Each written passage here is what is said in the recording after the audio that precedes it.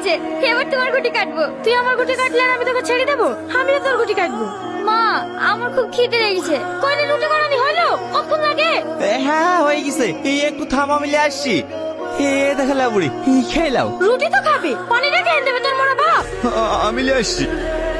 আমি আর খাবো না মা, আর একটা রুটি আছে খেয়ে নেবো। না না মা, আমার পেট ভরে গেছে, আমি আর খাবো না। খেতে পারবি নি? যা তাহলে কুকুরটাকে দেয়গা। তুই আবার দাঁড়িয়ে দাঁড়িয়ে কি দেখছি? অনেক রাত হয়ে গেছে, শুয়ে পড়। সালমা, বাসি কোনো খাবার নাই? আমার খুব খিদে লেগেছে।